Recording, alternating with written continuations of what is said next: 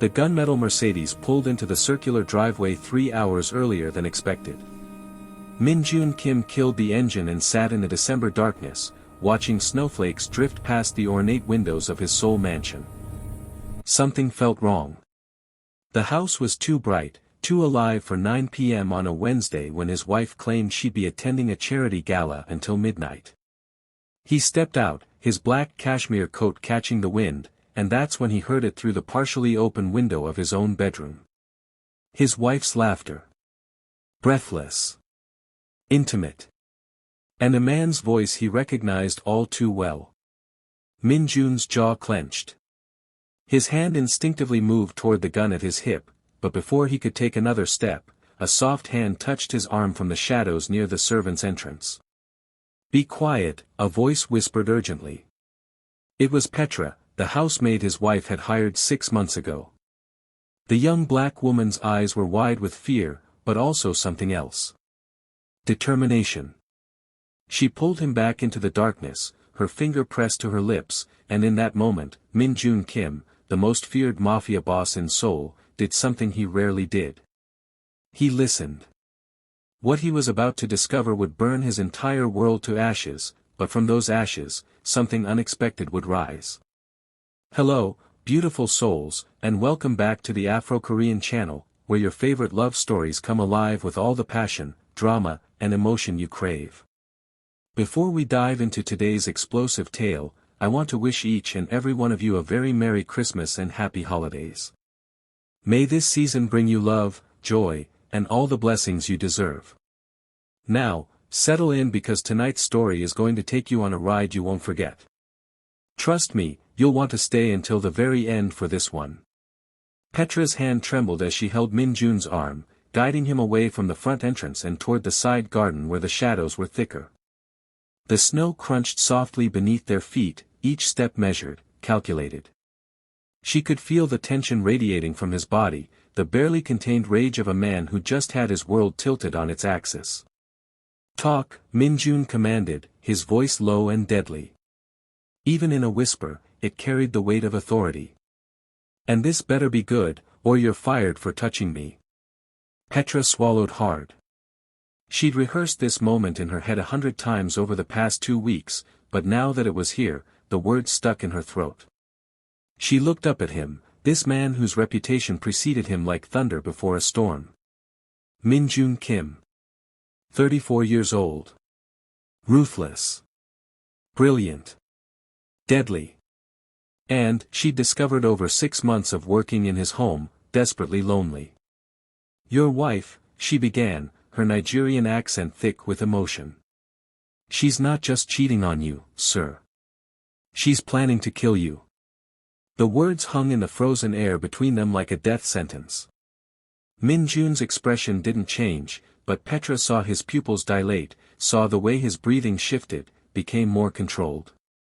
"Explain. Everything. Now." So she did. 2 weeks ago, Petra had been cleaning the upstairs study, the one Mrs. Kim, Hannah, thought was locked. But Petra had learned early in her employment that in a house this big, there were always spare keys, always ways to access the forgotten corners.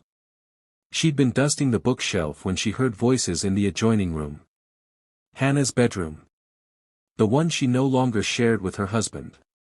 The walls in old mansions were thick, but the heating vents carried sound like whispered secrets. And what Petra heard made her blood run cold. 3 more weeks, Hannah had said, her voice sharp and calculating. The insurance policy updates on January 1st. Double indemnity. $50 million, Taeyang. 50 million, and we can finally be together without hiding. The man's response was eager, hungry. "And you're sure the plan will work? Your husband isn't stupid, Hannah. He survived assassination attempts from rival gangs. What makes you think?" "Because he trusts me," Hannah interrupted, and Petra could hear the smile in her voice. "He doesn't love me, hasn't touched me in over a year, but he trusts me. And that's his weakness. On Christmas Eve, during the annual family gathering, I'll put the antifreeze in his whiskey. Just enough. It'll look like a heart attack. The family doctor is already paid off. And you, my darling, will be on a plane to Japan with a perfect alibi. Petra's hands had frozen on the dust cloth as she listened, her heart hammering so hard she thought they might hear it through the walls. And the maid? Taeyong had asked. The black girl. She's always around, always watching. What if? Petra? Hannah had laughed, cold and dismissive. She's nobody. An immigrant desperate for work. Even if she suspected something, who would believe her over me? Over us? She'll be deported back to Lagos before she could finish making an accusation. Now, standing in the snow-covered garden, Petra watched Min-jun process this information. She'd expected rage, expected him to storm into the house with guns blazing. Instead, he pulled out his phone and made a call. Young-woo. I need you at my location. Bring the team. And bring recording equipment. He paused. Because I'm about to catch a snake, and I want evidence before I cut off its head. He ended the call and looked at Petra properly for the first time. Really looked at her. She was young, mid-20s maybe, with rich dark skin that caught the moonlight and eyes that held more courage than most of his trained soldiers. She wore the simple black and white uniform of house staff, but she stood before him without cowering, even though she had every reason to be terrified. Why didn't you come to me sooner? He asked. Petra met his gaze steadily. Because I needed proof, sir. And because I needed to know if you were worth saving. The audacity of the statement would have gotten anyone else killed. Instead, Min-jun felt something he hadn't experienced in years. Respect. And something else he couldn't quite name. And, he asked. Am I? I watched you for 2 weeks, Petra said quietly. I saw how you donate to the children's hospital under fake names. How you paid for your driver's daughter's wedding when he was too proud to ask. How you visit your mother's grave every Sunday, even when you're exhausted. So yes, sir. I think you're worth saving. Before Min-jun could respond, headlights swept across the garden. Young-woo had arrived, along with 3 other men from Min-jun's inner circle. They moved like shadows, professional and silent, gathering around their boss in the darkness. What's the play? Young-woo asked, his eyes cutting to Petra with curiosity and suspicion. We're going to give my dear wife exactly what she wants, Min-jun said, a smile playing at his lips that didn't reach his eyes. We're going to let her think her plan is working. But first, I need to see it for myself. I need to see the man she chose over me. He turned back to the house, and this time when he moved, it was with purpose. Petra followed, her heart racing. The other men flanked them, professionals at making themselves invisible. They entered through the servants' entrance, moving through the kitchen and up the back staircase that the staff used. Petra led the way, knowing every creaking board, every squeaky hinge.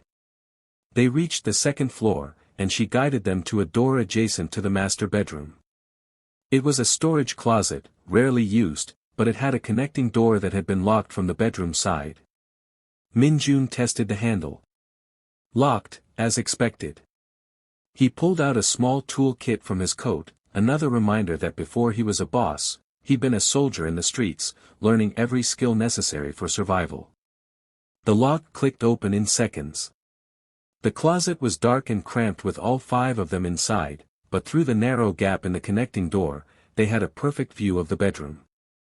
And there, in the bed Min-jun had bought for his wife as an anniversary present, was Hannah. And straddling her, his face buried in her neck, was Park Taeyong. Min-jun's cousin. His blood. The man he'd trusted as his second-in-command for 8 years. The betrayal hit harder than any bullet ever had. Petra watched Min-jun's face in the darkness and saw something break behind his eyes. Without thinking, she reached out and touched his hand. Just a brief contact, a reminder that he wasn't alone in this moment. His fingers twitched, then briefly, so briefly she might have imagined it, they squeezed hers in acknowledgement. Young-woo was already recording with a small, professional camera, capturing every angle, every damning moment. The audio picked up everything. Hannah's breathless confessions of love to Taeyong. Taeyong's promises of the life they'd build once Min-jun was dead and buried. The specific details of their plan, repeated now in the hazy afterglow of their passion. Christmas Eve, Hannah murmured, trailing her fingers down Taeyong's chest. Just 5 more days. Can you wait 5 more days, my love? I've waited 2 years, Taeyong replied, kissing her deeply. What's 5 more days to be free of him? To have you, the money, and control of the organization. We'll rebuild it, make it ours. Make it better. He never appreciated me, Hannah continued, her voice bitter now. Married me because his mother wanted grandchildren, traditional heirs. But he couldn't even do that right. Too busy with his empire to remember he had a wife waiting at home. Min-jun's jaw clenched so hard Petra heard his teeth grind. She knew this part was true. She'd heard the arguments, the long silences, the separate bedrooms. But knowing your marriage was broken and watching your wife celebrate your planned murder were 2 different kinds of pain. Got enough? Min-jun whispered to Youngwoo.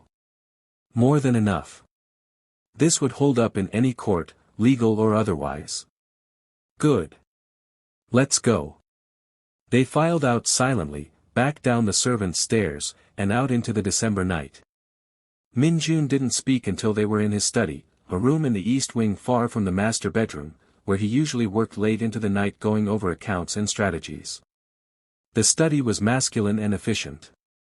Dark wood, leather chairs, floor-to-ceiling bookshelves, and a massive desk that had belonged to his father. This was where Min-jun felt most himself, most in control. And right now, he needed that control because everything else was chaos.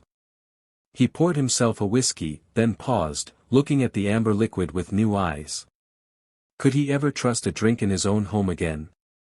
He set it down untasted. Sir, Youngwoo began carefully. Your orders. Nothing yet, Min-jun said. We play it smart. Petra said Christmas Eve, which gives us time to plan. I want to know everything. How long has this been going on? Who else knows? Where's the money trail? The doctor she mentioned, find him. The insurance policy, verify it. I want every detail of their plan mapped out before we move. And them?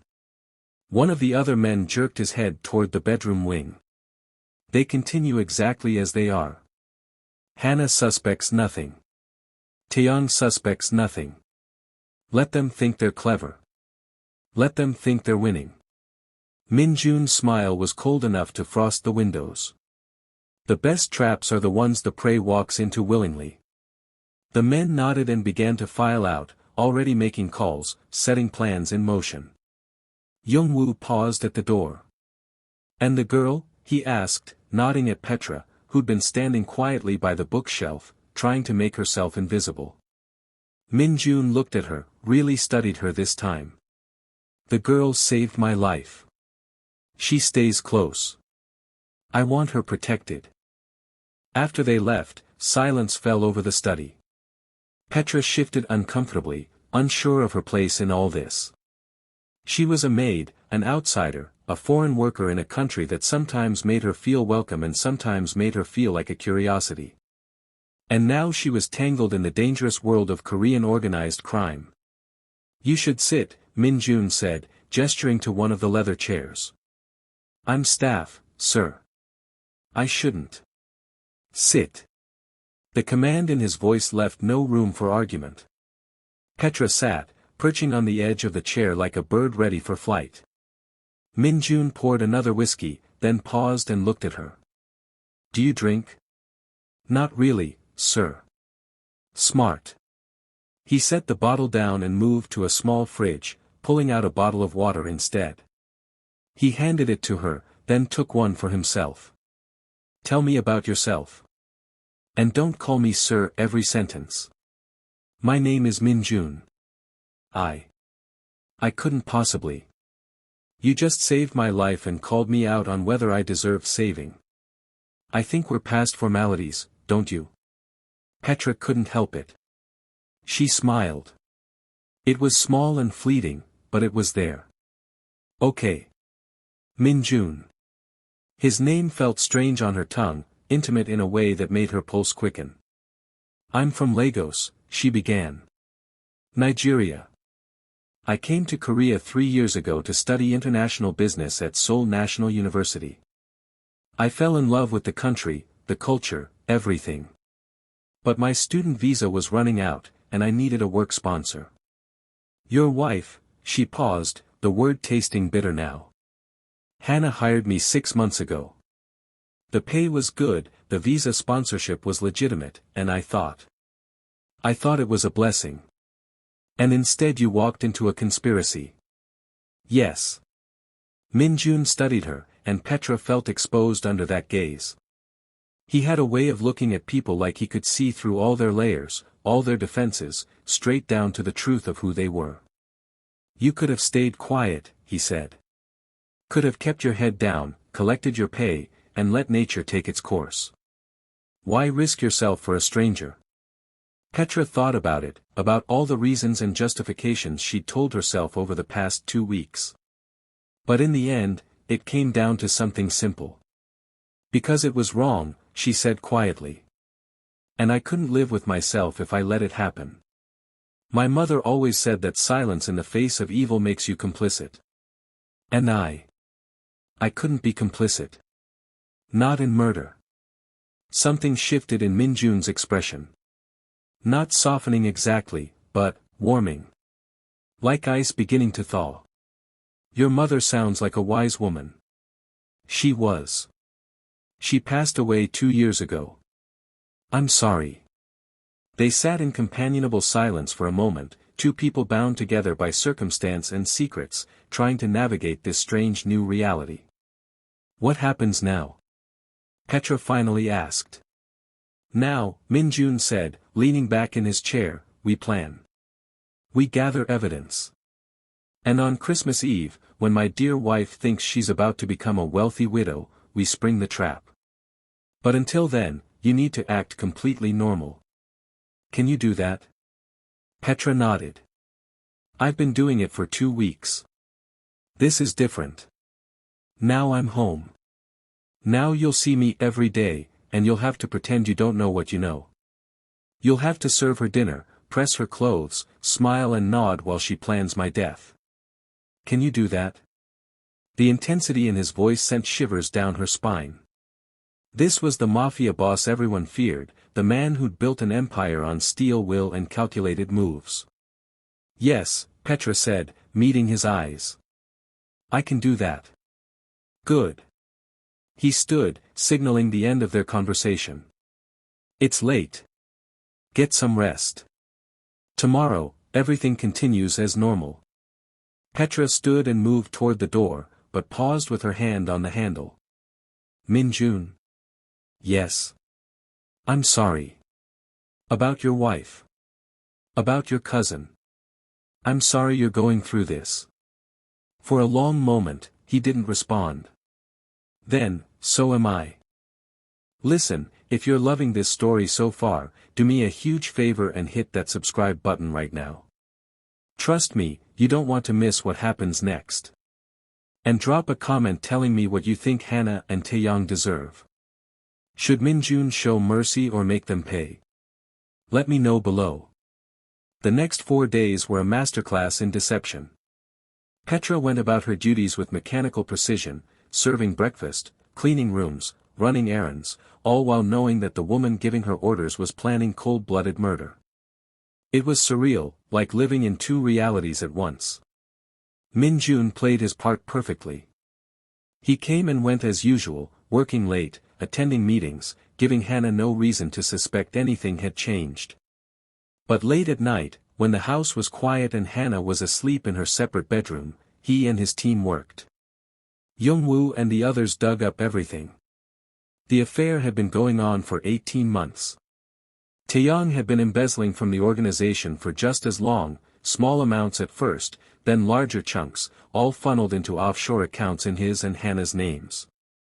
The doctor was indeed paid off, along with 2 other members of Min Jun's staff who'd been feeding information to Taeyang. The insurance policy was real. $50 million, with double indemnity for accidental death. The antifreeze was already purchased, hidden in Taeyang's apartment in a locked safe.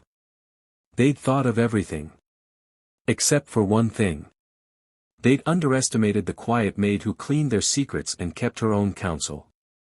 On the morning of Christmas Eve, Petra was arranging flowers in the main hall when Hannah descended the grand staircase, dressed in an elegant cream dress, diamonds at her throat and wrists.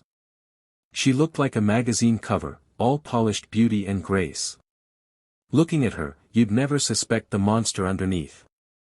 "Petra," Hannah called, her voice carrying that particular tone of command mixed with condescension that Petra had come to hate. "The caterers will be here at 4. Make sure the kitchen is spotless. And I need you to stay late tonight, help serve during the party." "Of course, ma'am," Petra replied, keeping her eyes downcast, playing the role of the subservient help. "Wear the formal uniform, the black one. Tonight needs to be perfect. We're celebrating the holidays, and Min Jun's mother's memory. Family tradition." The casual way she mentioned Min Jun's mother while planning to murder her son made Petra's stomach turn. But she just nodded. "Yes, ma'am. Everything will be perfect." Hannah swept past her, trailing expensive perfume and toxic intentions. That afternoon, while Hannah was at the salon getting ready for the evening, Min Jun called Petra to his study. She found him standing by the window, looking out at the snow-covered grounds. He'd been different these past few days. Quieter. More introspective. The weight of betrayal sat heavy on his shoulders, aging him in ways that had nothing to do with time. "Tonight," he said without preamble, "I need you to do something for me. Anything." He turned to face her, and the intensity in his gaze made her breath catch. Over the past few days, something had shifted between them. They'd talked late into the night, sharing stories, dreams, pieces of themselves they rarely showed others. She'd learned about the boy who'd been forced into his father's world too young, who'd built walls around his heart so high he'd forgotten what it felt like to let someone in. And he'd learned about the girl who traveled across the world chasing dreams, who valued honor and truth above comfort. The connection between them was undeniable, crackling like electricity every time they were in the same room. But neither had acknowledged it. How could they, with everything else hanging in the balance? "I need you to wear this," Min Jun said, holding up a small device that looked like a button. "It's a camera and microphone. Young-woo designed it. You'll be serving drinks tonight, moving through the party. I need you to record everything, especially when Hannah makes her move." Petra took the device, turning it over in her fingers. It was tiny, nearly invisible. "Where should I put it?" "Your uniform has a collar. Pin it there. It'll capture audio and video of everyone you interact with." "Okay." She slipped it into her pocket. "What about you? Will you drink anything she gives you?" A ghost of a smile crossed his face. "I appreciate the concern, but no. Young-woo will be here, undercover as extra security. He'll switch any drink she hands me. We're not taking chances." "Good." They stood there, the air between them thick with unspoken words. Petra knew she should leave, should go prepare for the evening ahead, but her feet wouldn't move. "Petra," Min Jun said softly, stepping closer. "After tonight, everything changes. You understand that, right?" "I know. Things might get dangerous. Violent. This world I live in, it's not kind. It's not safe. And I need to know, after tonight, do you want out? I can arrange it. New visa, new job, somewhere far from all this. You'd be protected, provided for. You'd never have to worry about. Do you want me to leave?" Petra interrupted, her heart hammering. The question hung between them, loaded with meaning neither was ready to fully acknowledge. "No," Min Jun admitted, his voice rough. "No, I don't. But what I want and what's best for you might be two different things. Petra stepped closer, closing the distance between them until she could feel the heat radiating from his body. She was playing with fire, she knew. This man was dangerous, complicated, wrapped in darkness and violence. But she'd also seen the other side of him. The lonely boy. The dutiful son. The leader who protected his people with fierce loyalty. Maybe I should decide what's best for me, she said quietly. Min-jun's hand came up, his fingers ghosting along her jaw, barely touching but sending shivers through her entire body. Petra. The door to the study burst open. They sprang apart as Youngwoo entered, followed by two other men. Boss, Taeyong just arrived. Early. He's with Hannah now in the east sitting room. The moment shattered. Min-jun's expression shifted, the vulnerability gone, replaced by the cold calculation of a chess master planning his next move. Show me, he commanded. They moved to the bank of monitors hidden behind a false panel in the bookshelf. Over the past few days, Min-jun's team had installed cameras throughout the house. Not in bedrooms or bathrooms, but in common areas, hallways, anywhere the conspirators might talk freely. On the screen, they could see Hannah and Taeyong in the sitting room. They were kissing, desperate and passionate, hands everywhere, completely unaware they were being watched. Tonight, Taeyong said, pulling back. Tonight it all ends. Are you ready? More than ready, Hannah replied, her smile sharp. I've been practicing my grieving widow face. What do you think? She arranged her features into an expression of devastated sorrow that would have been Oscar-worthy if it wasn't so revolting. Taeyong laughed. Perfect. They'll never suspect. And you'll beware. Upstairs, in the study during the toast. I need to be visible but separate, so when it happens, no one can connect me. Then I'll help carry him to the bedroom, play the concerned cousin. By the time the doctor arrives, it'll be too late. Heart attack, just like we planned. Hannah kissed him again. And then we're free. And then we're free, he echoed. Watching it all, Min-jun's expression remained impassive, but Petra saw his hands clench into fists. She wanted to reach out to him, to offer comfort, but not here. Not with his men watching. Youngwoo, Min-jun said quietly. Call Detective Shin. Tell him I'm cashing in that favor he owes me. I want him here tonight, in plain clothes. When this goes down, I want law enforcement as witnesses. This ends legally, not in bloodshed. Are you sure, boss? The old way would be. I'm sure. My father built this organization on violence and fear. Maybe it's time for a different path. His eyes flicked to Petra for just a second. Maybe it's time for something better. The next few hours passed in a blur. The caterers arrived and transformed the mansion into a winter wonderland. White flowers, twinkling lights, ice sculptures, and a Christmas tree that touched the 20-foot ceiling in the main hall. Guests began arriving at 7, members of Min-jun's extended family and trusted associates, all dressed in their finest, ready to celebrate the holidays. Petra changed into her formal uniform, the small camera/microphone device pinned carefully to her collar.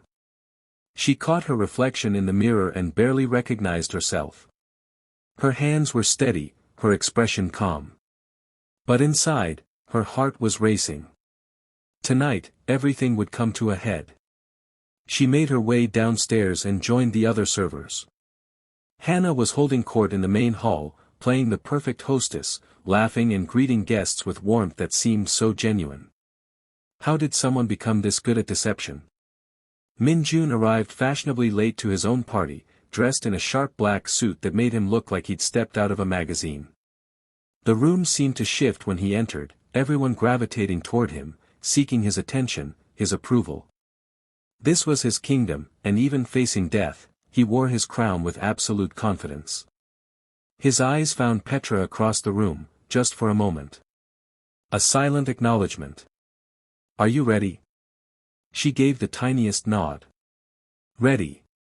Taeyong was there too, playing the loyal cousin, standing at Minjun's side, making jokes, pouring drinks. The audacity of it was breathtaking. Petra moved through the crowd with a tray of champagne, the camera capturing everything. Conversations, faces, the elaborate dance of people playing their roles. At 9 o'clock, Hannah called for attention. The room quieted as she stood beside the massive Christmas tree, elegant and poised. "Thank you all for coming tonight," she began, her voice carrying perfectly. Christmas has always been a special time for the Kim family. Minjun's mother, may she rest in peace, loved this season. She believed in family, in tradition, in coming together to celebrate what matters most. She gestured for Minjun to join her. He did, climbing the 3 steps to the small platform where the tree stood, accepting a glass of champagne from Hannah's perfectly manicured hand. Petra's pulse skyrocketed. This was it. This was the moment. From her position near the platform, she watched with eagle eyes. Hannah had poured the champagne herself from a bottle she'd opened away from the bartender's station. In her other hand, hidden in the folds of her dress, was a small vial. But before Hannah could make her move, Youngwoo was there, smooth as silk, bumping into her gently. "So sorry, ma'am, excuse me." In the brief chaos of the collision, drinks were switched, positions shifted. When everything settled, Minjun was holding a different glass. The one meant for him was now in Youngwoo's hand. Hannah didn't notice. She was too focused on her performance. "To family," she said, raising her glass. "To tradition. To the year ahead and all it holds." "To family," the room echoed. Minjun raised his glass but didn't drink. Instead, he spoke. "Actually, before we toast, I have something to say." Hannah's smile flickered. "Darling, maybe after." "No. Now." His voice cut through the room like a blade. The temperature seemed to drop 10 degrees. "You talk about family, Hannah. About tradition. About what my mother believed in. Do you know what she believed in most?" The room had gone deathly silent. "Loyalty," Minjun continued. "She believed that family meant loyalty above all else. That betrayal was the worst sin. That traitors deserved no mercy." Hannah's face had gone pale. "Minjun, what are you? Tell me, wife, what's in this glass you just handed me?" He held it up, the champagne catching the light. "Champagne, obviously.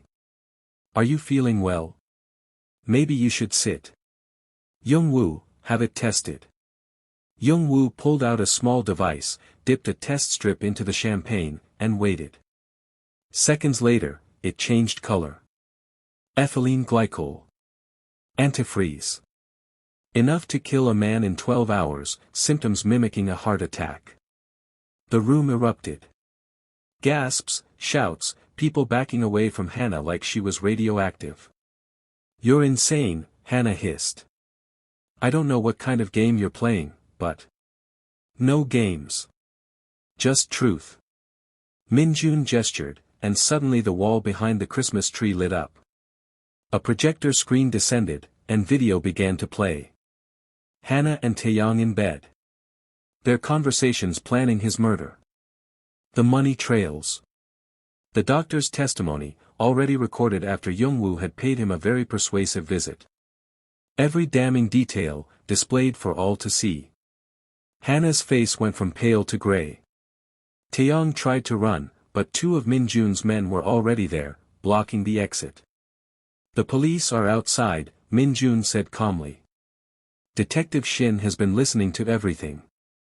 You'll be arrested, tried, and convicted. Both of you.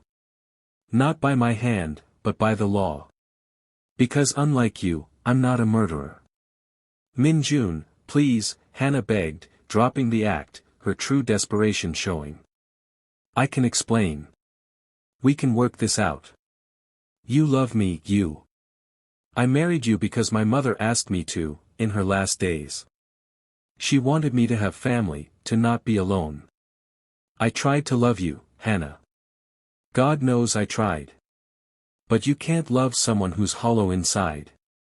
Someone who only sees dollar signs when they look at you. He turned to Taeyang. And you? My cousin. My blood. I trusted you with everything. How much did she pay you? Or was it love? The word dripped with sarcasm. Was she worth betraying 8 years of brotherhood? Taeyang said nothing. There was nothing to say. Detective Shin entered with 4 uniformed officers. Kim Hannah, Park Taeyang, you're under arrest for conspiracy to commit murder, fraud, and embezzlement. You have the right to remain silent. As the police read them their rights and led them away in handcuffs, the party guests stood in shocked silence. Then, slowly, they began to applaud. Because in this world, in Min Jun's world, strength and justice were respected above all else. He'd been betrayed, but he'd won. And he'd done it with his head held high. After the police left, after the guests departed with whispered conversations and backward glances, after the caterers cleaned up and the house fell quiet, Min Jun stood alone in his study, staring at nothing. Petra found him there an hour later. She'd changed out of her uniform into simple jeans and a sweater. She knocked softly on the open door. Come in, he said without turning around. She entered, closing the door behind her, and for a long moment, neither spoke. It's done, Min Jun finally said. It's over. Yes. I should feel something. Vindication. Satisfaction. But I just feel empty. Petra moved closer, her heart breaking for him.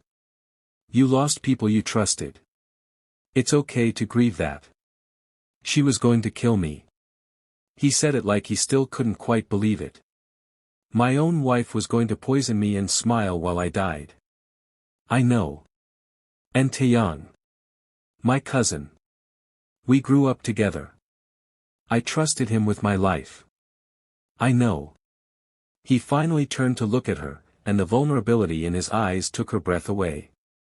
Why did you save me, Petra? Really? You could have walked away. She stepped closer until there was barely any space between them. Because when I look at you, I don't see a mafia boss or a criminal or whatever label people want to put on you. I see a man who visits his mother's grave every Sunday. Who pays for weddings and hospital bills and tries to be better than the world expects him to be. I see someone worth saving. Petra. His hand came up to cup her face, thumb stroking her cheek. You saved my life. How do I repay that? You don't, she whispered. You just, live. Live the life they tried to take from you. Live it fully and well and without looking back. The kiss happened naturally, inevitably, like gravity pulling them together. His lips met hers with a gentleness that contradicted everything she knew about him, a softness reserved only for this moment, only for her. Petra melted into him, her hands sliding up his chest to loop around his neck, and for the first time in weeks, the tension bled out of both of them. When they finally pulled apart, both breathing hard, Min Jun rested his forehead against hers. Stay, he said. Not as a maid. Not as staff. Stay with me. I know it's fast, I know it's crazy, but I... Yes, Petra interrupted, smiling. Yes, I'll stay. Because sometimes salvation comes from the most unexpected places. Sometimes it comes in the form of a brave woman who refuses to stay quiet. And sometimes, in the ashes of betrayal, something beautiful can grow. Before I tell you what happens next, if you've made it this far, you're clearly invested in Min Jun and Petra's story. Show some love by hitting that like button and leaving a comment. Do you think they'll get their happy ending? Or is there more drama to come? Let me know what you think. The trial came 3 months later, in March when Seoul was shaking off winter's grip. It was a media sensation. The beautiful socialite and the charismatic consigliere, accused of plotting to murder one of the city's most powerful men. The evidence was overwhelming.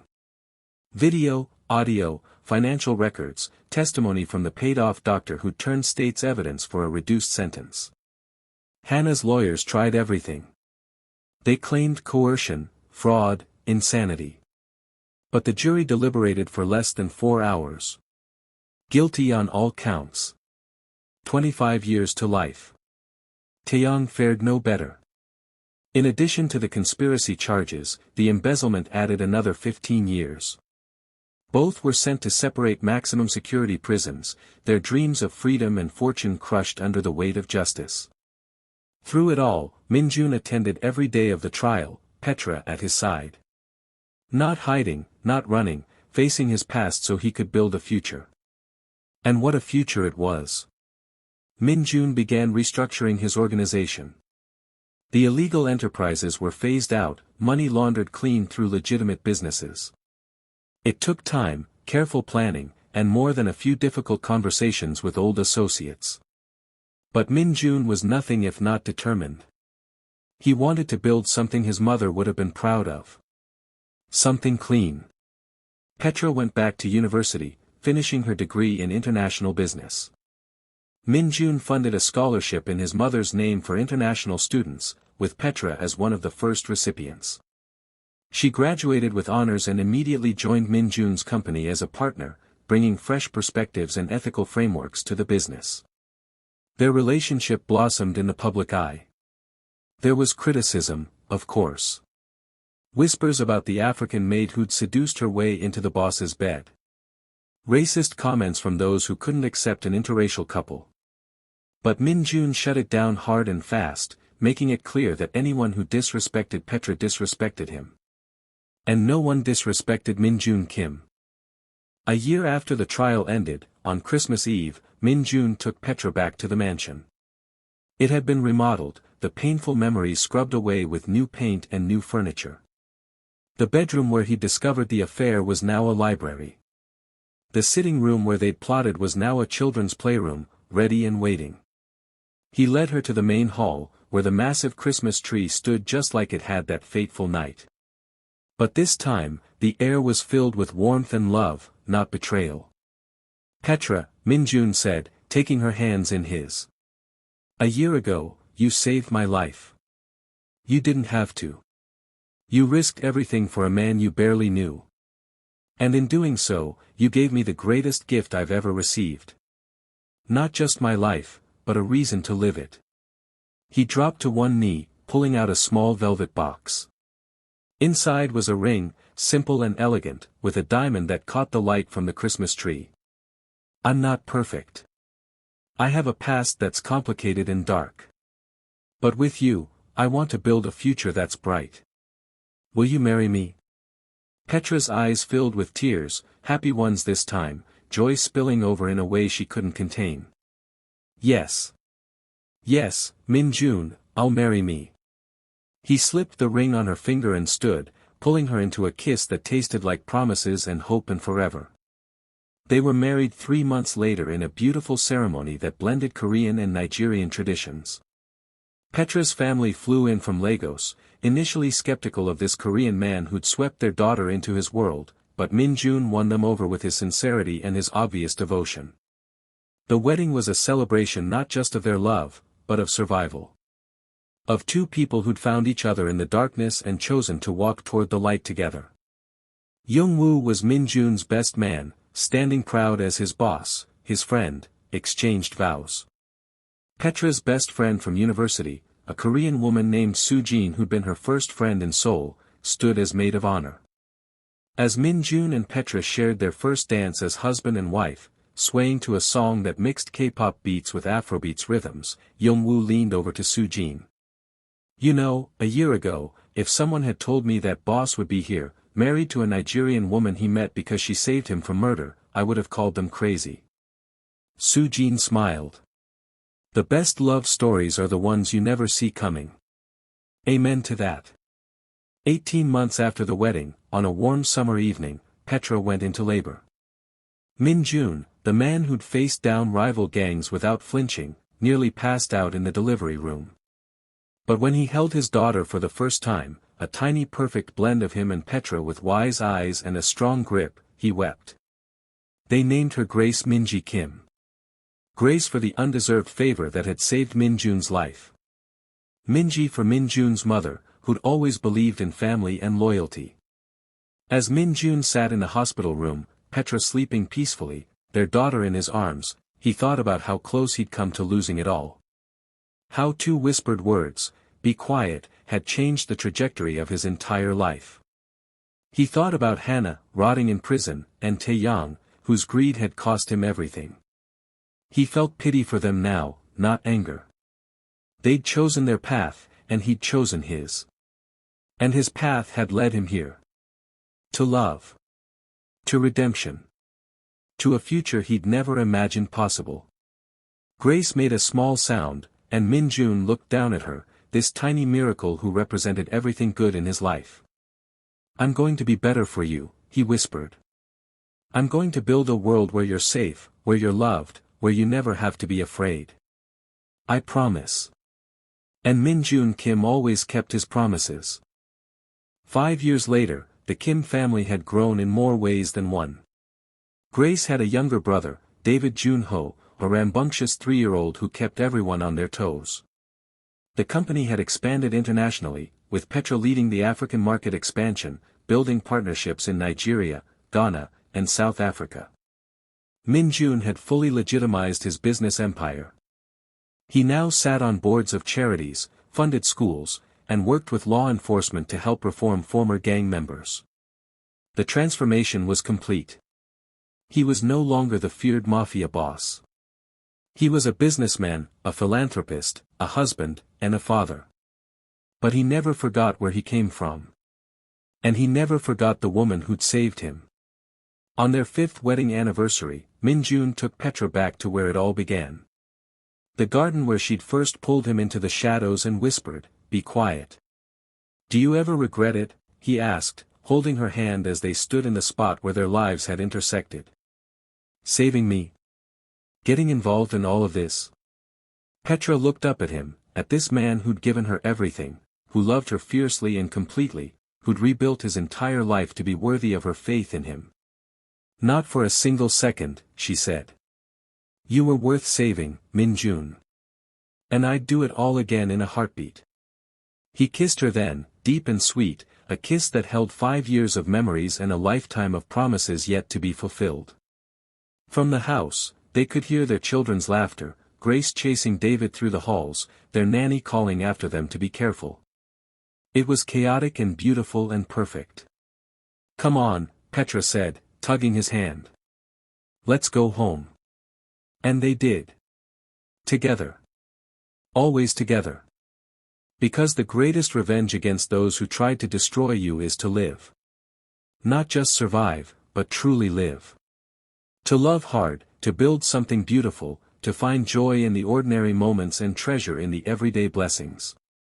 Hannah had wanted to take everything from Min Jun. Instead, her betrayal had led him to everything he'd ever truly needed. A partner who saw him, not his money or his power. A family built on love, not obligation. A life with meaning and purpose. Sometimes the worst moments of our lives are actually doorways. We just have to be brave enough to walk through them. Min Jun had walked through his, guided by a woman who refused to stay silent in the face of injustice. And on the other side, he'd found everything worth living for. As the Kim family gathered around the dinner table that night, Grace chattering about her day at school, David making a mess with his food, Petra laughing at something Youngwoo said, he'd become Uncle Youngwoo, a regular fixture at family dinners, Min Jun felt a peace he'd never known existed. This was home. This was love. This was what it meant to truly live. And it all started with 2 words whispered in the darkness, "Be quiet."